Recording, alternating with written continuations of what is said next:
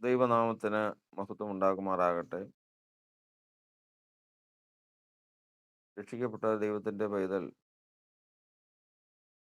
എപ്പോഴും സന്തോഷമുള്ളവനായിരിക്കണം. അതാണ് അവൻ്റെ ബലം. ആ സന്തോഷം സ്തോത്രം പറയുമ്പോൾ വേണം, പ്രാർത്ഥിക്കുമ്പോൾ വേണം, കർത്താവിനെ ശുശ്രൂഷിക്കുമ്പോൾ വേണം. എപ്പോഴും ഈ സന്തോഷം അവനെ ഭരിക്കണം. ഞാൻ എൻ്റെ വായ കൊണ്ട് അവനോട് നിലവിളിച്ചു, എങ്കിലും എൻ്റെ നാവിന്മേൽ അവൻ്റെ പുകഴ്ചയുണ്ടായിരുന്നു. നിലവിളിയും സങ്കടവും പ്രയാസവുമെല്ലാം ജീവിതത്തിൽ കടന്നു വരാം. എന്നാൽ രക്ഷയുടെ സന്തോഷത്തെ കെടുത്തുവാൻ അതിനൊന്നിനും സാധിക്കരുത്. അവൻ ദുഃഖിക്കുന്നു എന്നുള്ളത് ഈ ലോകത്തിൽ സ്വാഭാവികമാണ്. കാരണം ക്രിസ്തു തൻ്റെ ഐഹിക ജീവിതകാലത്ത് ഉറച്ച നിലവിളിയോടും കണ്ണുനീരോടും കൂടി അഭയാചന കഴിച്ചു എന്നാണ് വചനം. കണ്ണുനീരും നിലവിളിയും ദുഃഖവും പ്രയാസങ്ങളും കഷ്ടതകളും ലോകത്തിൽ ജീവിക്കുന്ന മനുഷ്യന്, വിശേഷാൽ വിശ്വാസിക്ക്, ഒഴിച്ചുകൂടാൻ പറ്റാത്തതാണ്. എന്നാൽ ഈ കാര്യങ്ങളെല്ലാം ഉള്ളപ്പോൾ തന്നെ അവനിൽ സന്തോഷം ഇതിനേക്കാളെല്ലാം ഉപരിയായി ഉണ്ടാകും.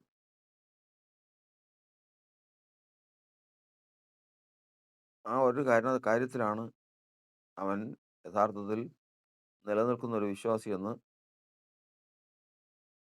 ദൈവത്തിൻ്റെ വചനം അടയാളമായി പറഞ്ഞിരിക്കുന്നത്. തീർച്ചയ്ക്കും നിങ്ങൾ സന്തോഷിപ്പീൻ എന്നാണ് വചനം.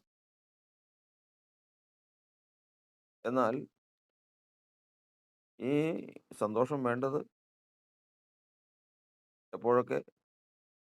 സന്തോഷത്തോടെ ഭക്ഷണം കഴിക്കണം, സന്തോഷത്തോടെ സഹോദരനോട് ഇടപെടണം, സന്തോഷത്തോടെ പ്രാർത്ഥിക്കണം, സന്തോഷത്തോടെ സ്തോത്രം പറയണം, സന്തോഷത്തോടെ കൊടുക്കണം. ഇങ്ങനെ കാര്യങ്ങളെല്ലാം ആ, ജീവിതത്തിൽ വെളിപ്പെട്ടു വരുന്ന സന്ദർഭങ്ങളാണ്. എന്നാൽ ഈ സന്തോഷം എവിടെ നിന്ന് വരണം?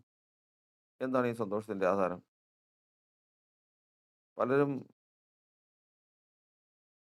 വിശ്വാസത്തിൽ വന്ന് വളരെ സന്തോഷമായിട്ട് ജീവിച്ചതിന് ശേഷം പലപ്പോഴും ആ സന്തോഷം നിലനിൽക്കാൻ സാധിക്കാതെ വണ്ണം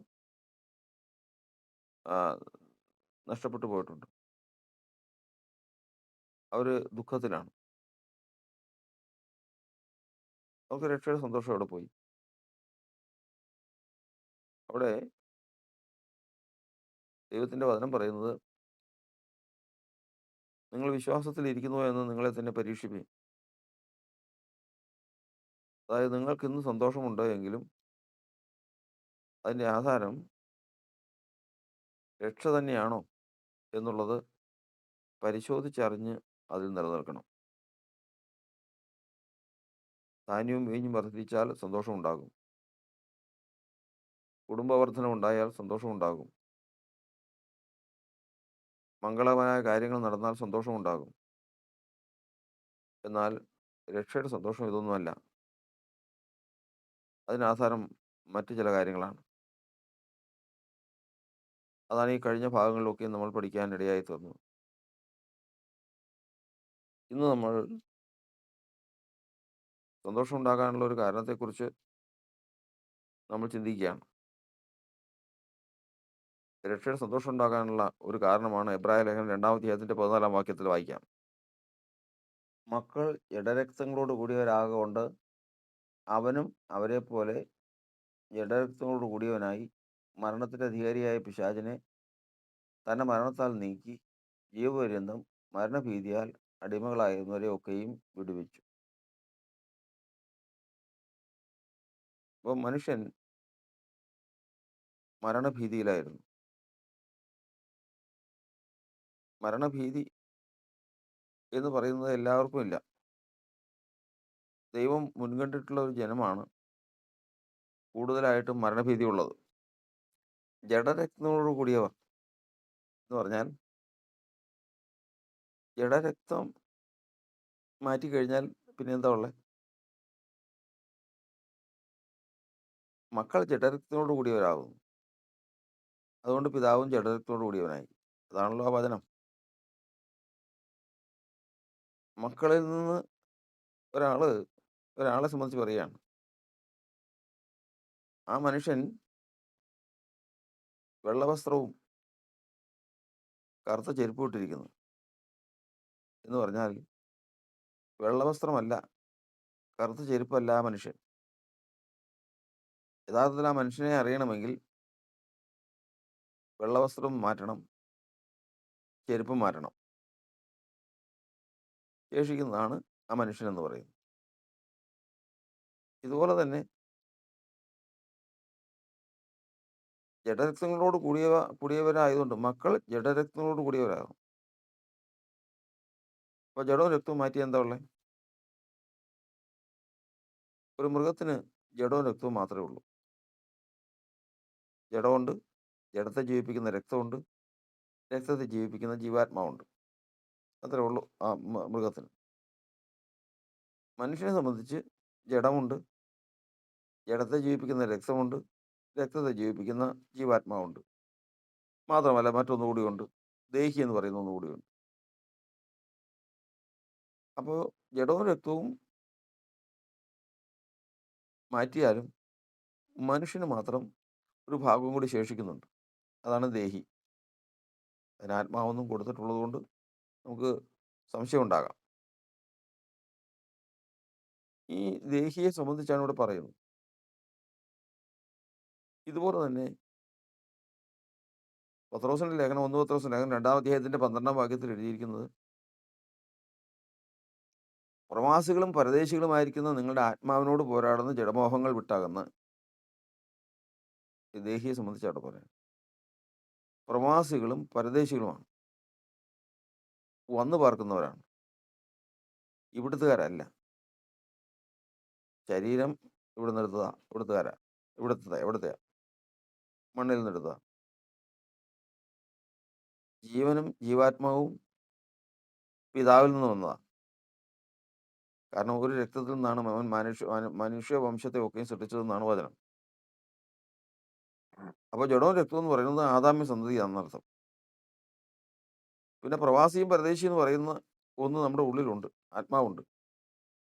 അതിനെ സംബന്ധിച്ചായി പറയാം. ഈ ആത്മാവാണ് നമ്മൾ മരിച്ചാലും ശേഷിക്കുന്നതും ദൈവത്തിൻ്റെ മുമ്പാകെ ശരീരത്തിൽ ഇരുന്നപ്പോൾ ചെയ്തത് ഏത് വിധത്തിലുള്ളതായിരുന്നാലും അതിന് കണക്ക് പറയാൻ ചെല്ലേണ്ടതും ഈ ആത്മാവാണ്. ഇതാണ് ദൈവത്തിൻ്റെ വചനത്തിൽ നമ്മൾ പഠിക്കുന്നത്. ഈ ആത്മാവ് ജഡരക്തങ്ങളിൽ വന്ന് പാർത്തു എന്നുള്ളതാണ്. മൃഗങ്ങൾക്ക് അങ്ങനെയില്ല. പക്ഷിമൃഗാദികൾക്ക്, ഇഴജന്തുക്കൾക്ക്, മനുഷ്യനൊഴികെ ബാക്കിയുള്ള ജീവജാലങ്ങൾക്ക് അത് ചത്തു കഴിഞ്ഞാൽ, ജീവൻ പോയി കഴിഞ്ഞാൽ അത് ചത്ത് പൊടിയിലേക്ക് ചേരും. അത് അതോടുകൂടി അവസാനിച്ചു. എന്നാൽ മനുഷ്യൻ അങ്ങനെയല്ല. മനുഷ്യൻ്റെ ജഡവും രക്തവും മണ്ണിനോട് ചേർന്നാൽ ഇവിടുന്ന് നഷ്ടപ്പെട്ടു പോയി കഴിഞ്ഞാൽ അതിനകത്ത് പ്രവാസിയായിട്ട് ഇത്രയും കാലം താമസിച്ചിരുന്ന ഒരാളുണ്ട്. ഒരു വീട്ടിലൊരാൾ വാടകയ്ക്ക് വന്ന് താമസിച്ചു കഴിഞ്ഞാൽ ആ വാടകയ്ക്ക് വന്ന് താമസിച്ച ആൾ അത് ഇന്നലെയും നാളെ അങ്ങ് പോകും. ഈ വീട് ഇടിഞ്ഞ് പൊളിഞ്ഞ് വീഴുകയും ചെയ്യും. അത് ഭൂമിയിലേക്ക് ചേരും. താമസിച്ച ആൾ അയാൾ വന്ന സ്ഥലത്തേക്ക് പോകും. ഇതുപോലെയാണ് മനുഷ്യൻ്റെ ശരീരം എന്ന കൂടാരം. ഈ കൂടാരത്തിൽ നമ്മൾ വസിക്കുമ്പോൾ ഏത് സമയത്തും നമ്മൾ ഇവിടുന്ന് പോകേണ്ടവരാണ്. മനുഷ്യപുത്രന്മാരെ മടങ്ങി വരുമെന്ന് കർത്താവ് അരുളി ചെയ്യുമ്പോഴേക്കും നമ്മൾ ഇത് വിട്ടിട്ട് പോകേണ്ടതാണ്. അപ്പോൾ താൽക്കാലിക വാസികളാണ് നാം എന്നർത്ഥം. അപ്പോൾ ഈ ശരീരത്തിൽ വന്ന് വന്ന് വന്ന് കണ്ടപ്പോൾ നമ്മൾ ആദ്യം പറഞ്ഞ പോലെ ഒരു മനുഷ്യൻ ചെന്ന് വാടകയ്ക്ക് ഒരു വീടെടുത്ത് അവിടെ താമസിക്കുക. ഈ വീടാണെങ്കിൽ ഇടിഞ്ഞു പൊളിഞ്ഞ് വീഴാറായതാ. ഏത് സമയത്തും ഇത് വീഴാം. ഏത് സമയത്തും ഇത് വീഴാം. ആ മനുഷ്യനാണെങ്കിൽ കുറച്ച് ദിവസം ആ ദേശത്ത് താമസിച്ച് ചില കാര്യങ്ങൾ ചെയ്യാനുണ്ട്. അതിന് ശേഷം വേണം അത് മടങ്ങി പോകാനായിട്ട്. അപ്പോൾ 7 ദിവസം കൂടി ശേഷിക്കുക. ഈ 7 ദിവസത്തിനുള്ളിൽ 7 ദിവസമാണ് അവിടെ താമസിക്കുന്നതെങ്കിൽ ഈ 7 ദിവസത്തിനുള്ളിൽ വന്ന ഉദ്ദേശം തീർത്തോളണം. കാരണം 7 ദിവസം ഇതിന് അത്രേ ഗ്യാരണ്ടി ഉള്ളൂ. 7 ദിവസം കഴിഞ്ഞാൽ ഈ വീട് അതിന്റെ ഗ്യാരണ്ടി കഴിഞ്ഞു. അത് ഇടിഞ്ഞു പൊളിഞ്ഞ് താഴത്തേക്ക് വീഴും. വീഴാം. അതുകൊണ്ട് അവിടെ താമസിക്കുന്ന സമയത്തോളം ഭയന്ന് വിറച്ചാ താമസിക്കുന്നത്. ഇതുപോലെയാണ് പ്രവാസികളും പരദേശികളുമായിരിക്കുന്ന ഒരു മനുഷ്യന്റെ ആത്മാവ് ഈ പാപജടത്തിൽ വന്ന് ജനിക്കുന്നു. ആദാമ്യ സന്തതിയിൽ വന്ന് ജനിക്കുന്ന എല്ലാ ആത്മാവിന്റെയും ഗതി അതുതന്നെയാണ്. എന്റെ ആയുഷ്കാലം 70 സംവത്സരം, ഏറെയായാൽ 80 സംവത്സരം. ഈ കുറച്ച് കാലഘട്ടത്തിലേക്ക് ഇവിടെ വന്ന് താമസിക്കുന്നതേ ഉള്ളൂ. അപ്പൊ അവൻ ചിന്തിക്കുന്നത് ഈ 8 വർഷം, 70 വർഷമാണോ, 80 വർഷമായാലും, ഇനി അല്ല 50 ആയാലും, ഇനി 30 ആയാലും യൗവനത്തിൽ തന്നെ മരിച്ചു പോകുന്നുണ്ട്. ഇവിടെ വന്ന് ഈ കെട്ടിടത്തിൽ, ഈ കൂടാരത്തിൽ പാർത്ത സമയം മുതൽ ഭയന്ന് വിറച്ചാണ് അവൻ ജീവിക്കുന്നത്. കാരണം ഈ വന്ന് താമസിച്ച സ്ഥലം നമ്മൾ ആ മുമ്പ് പറഞ്ഞ കെട്ടിടം പോലെ ഏത് സമയത്ത് ഇടിഞ്ഞു പൊളിഞ്ഞ് വീഴാവുന്നതാണ്. താമസിക്കുന്നതിനും അപകടം പറ്റും. ഇതുപോലെ പ്രവാസിയും പരദേശിയുമായി ഈ ശരീരത്തിൽ വന്ന് പാർക്കാനിടയായി തീർന്നു. ഏത് സമയത്ത് ഇത് പൊളിഞ്ഞു പോകാം. പൊളിഞ്ഞു പോയാൽ പ്രാണന് അപകടം പറ്റുകയും ചെയ്യും. കാരണം നിന്നാൽ ഈ പ്രാണൻ ഒരപകടത്തിലോ ഒരു അസമാധാനത്തിലോ ഇതിനകത്തുനിന്ന് പോയി കഴിഞ്ഞാൽ ഈ പ്രാണന് ദോഷം പറ്റും. അതുകൊണ്ട് ദൈവം ലോകസ്ഥാപനത്തിന് മുമ്പേ തിരഞ്ഞെടുത്തിട്ടുള്ള മനുഷ്യൻ, അന്ന് മനുഷ്യനല്ലല്ലോ, ആരായാലും ആകട്ടെ തിരഞ്ഞെടുത്ത്, ആ ക്രിസ്തുവിൽ തിരഞ്ഞെടുക്കപ്പെട്ട ആ ആള് ഈ കൂടാരത്തിൽ വന്ന് താമസിക്കുമ്പോൾ ഭയന്ന് വിറച്ചാ താമസിക്കണേ. കാരണം ബാല്യത്തിൽ തന്നെ മരിച്ചു പോകാം, യൗവനത്തിൽ മരിച്ചു പോകാം, അറിയായ്മയുടെ കാലത്ത് മരിച്ചു പോകാം. ഏത് സമയത്ത് മരിച്ചാലും പ്രാണൻ ഈ മരിക്കുന്ന സമയത്ത് ഏത് അവസ്ഥയിലാകുന്നുവോ അതനുസരിച്ചിട്ടുള്ള അതിനുള്ള ഫലം അനുഭവിക്കും. ഇതുകൊണ്ടാണ് ഇത് ഭയന്ന് വിറച്ചാണ് ഇതിനകത്ത് ജീവിക്കുന്നതെന്ന് പറയുന്നത്. ജീവപര്യന്തം മരണഭീതിയിൽ അടിമകളായിരുന്നു. ഭയന്ന് വിറച്ചുകൊണ്ടായിരുന്നു. ഈ സമയത്താണ് ദൈവം തൻ്റെ വചനത്തെ ദൈവം ഈ മനുഷ്യനിലേക്ക് അയക്കുകയാണ്.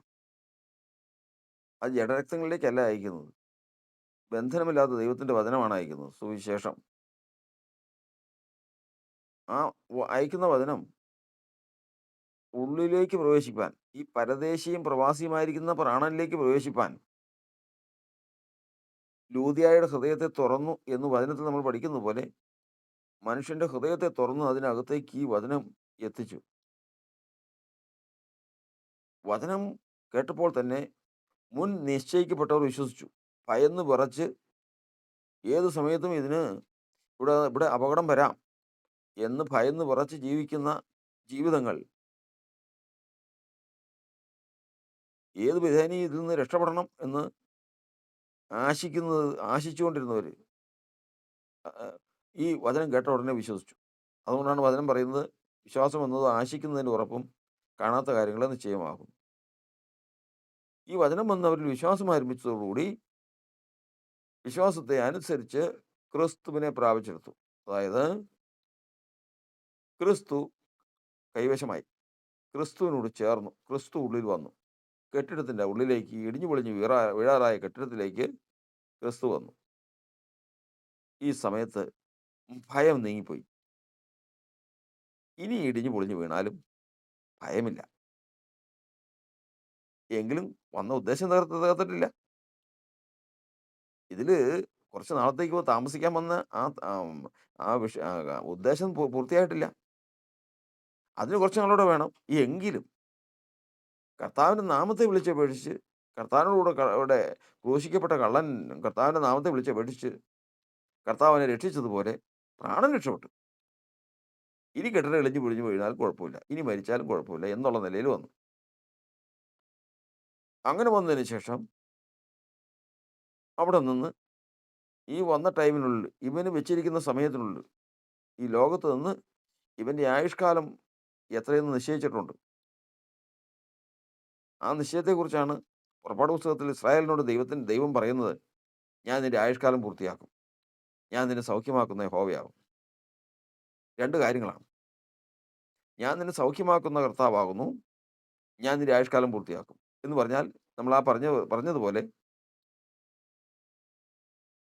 ഈ കെട്ടിടം ഇടിഞ്ഞു പൊളിഞ്ഞു വീഴാതെ വണ്ണം ഞാൻ കാക്കും. രണ്ടാമത്തത്, ഇതിനകത്ത് താമസിക്കാൻ നീ വന്നതിൻ്റെ ഉദ്ദേശം അത് പൂർത്തിയാക്കും. ഈ 2 വാഗ്ദാനങ്ങൾ കർത്താവ് തൻ്റെ ജനത്തിന് നൽകിയിട്ടുള്ളതാണ്. ഈ വാഗ്ദാനമാണ് നമുക്ക് കർത്താവ് നൽകിയിട്ടുള്ളത്. അങ്ങനെ കർത്താവ് വന്നു, നമ്മെ സൗഖ്യമാക്കി. നമ്മുടെ വാഗ്ദത്ത സമയം നമുക്ക് മരണത്തിൽ നിന്ന് നമ്മെ വിടുവിച്ചു. മരണത്തിൻ്റെ അധികാരത്തിൽ നിന്ന് നമ്മെ വിടുവിച്ചു. പക്ഷെ മരണത്തിൻ്റെ അധികാരത്തിൽ നിന്ന് വിടുവിച്ചു എന്ന് പറഞ്ഞാൽ ശരീരത്തെ സൗഖ്യമാക്കുന്നേ ഉള്ളൂ. ശരീരം മരിക്കും. പക്ഷേ അവധി കഴിയാതെ മരിക്കില്ല. ഈ പ്രാണൻ ഇതിനകത്ത് നിന്ന് വളർച്ചാ പൂർത്തീകരണം പ്രാപിച്ച് ഈ ഈ ലോകത്തെ ശത്രുവിനെ ജയിക്കുന്നത് വരെയും ഇതിനകത്ത് താമസിക്കാനുള്ള സൗകര്യം ഈ വന്നവൻ ചെയ്തു തന്നു. അങ്ങനെ ആയുഷ്കാലം പൂർത്തിയാക്കിയപ്പോഴാണ് പത്രോസിനോട് പറഞ്ഞത്, കഴിഞ്ഞു, കഴിഞ്ഞു. നീ ജഡത്തിൽ വന്നു, നീ മരണഭീതിയിലായിരുന്നു, നിന്നെ രക്ഷിച്ചു, നിന്റെ വളർച്ച ഏകദേശം പൂർത്തിയായി. നീ എന്തൊരു ആയിത്തീരണമോ അത്രയെല്ലാം ആയിത്തീർന്നു. അതുകൊണ്ട് ഒരുങ്ങിക്കോ, നിന്റെ കൂടാരം അഴിഞ്ഞു പോകാൻ സമയം എടുത്തിരിക്കുന്നു. അതാണ് പത്രോസ് പറഞ്ഞിരിക്കുന്നത്. എൻ്റെ കൂടാരം അഴിഞ്ഞു പോകാൻ സമയം അടുത്തിരിക്കുന്നുവെന്ന് കർത്താവ് പറഞ്ഞു. അതുകൊണ്ട് ഞാൻ ഈ ലേഖനം നിങ്ങൾക്ക് എഴുതുന്നു എന്നാണ് കർത്താവിൻ്റെ വചനം. ഇവിടെ നിന്ന് നമ്മൾ പഠിക്കുന്നത്, നമ്മളിന്ന് ചിന്തിക്കുന്ന വിഷയം, പരദേശിയും പ്രവാസിയുമായിരിക്കുന്ന പ്രാണൻ ശരീരത്തിൽ വന്ന് പെട്ടു. ഈ ശരീരം എപ്പോഴും വേണമെങ്കിലും മരിക്കാം. മരിച്ചു കഴിഞ്ഞാൽ ആ ശരീരത്തിൻ്റെ കർമ്മബന്ധം പ്രാണനെ ബാധിക്കും. അത് ബാധിക്കാതിരിക്കാൻ കർത്താവ് രക്ഷയ്ക്കായിട്ട് വചനം അയച്ചു.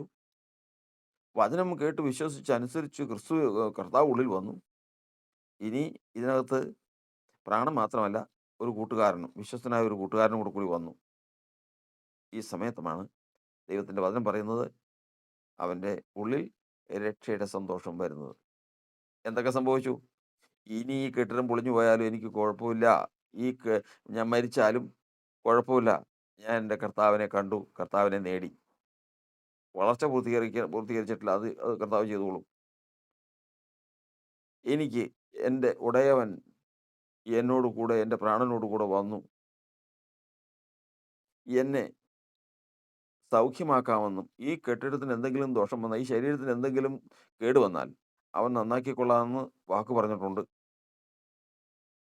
മാത്രമല്ല, ഈ ആയുഷ്കാലം ഞാൻ ഇതിനകത്ത് വന്ന് ജീവിക്കുന്നതിൻ്റെ ഉദ്ദേശം പൂർത്തിയാകുന്നതുവരെയും ഈ കെട്ടിടം നിലനിർത്താമെന്നും ആയുഷ്കാലം പൂർത്തിയാക്കാമെന്നും അവൻ വാഗ്ദാനം പറഞ്ഞിട്ടുണ്ട്.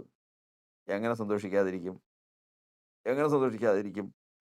അതിൽ നിന്ന് വരുന്നതാണ് രക്ഷയുടെ സന്തോഷത്തിൻ്റെ ഏറ്റവും പ്രധാനപ്പെട്ട ഒരു ഭാഗം. അതാണ് രക്ഷയുടെ സന്തോഷത്തിൻ്റെ ഏറ്റവും പ്രധാനപ്പെട്ട ഭാഗം.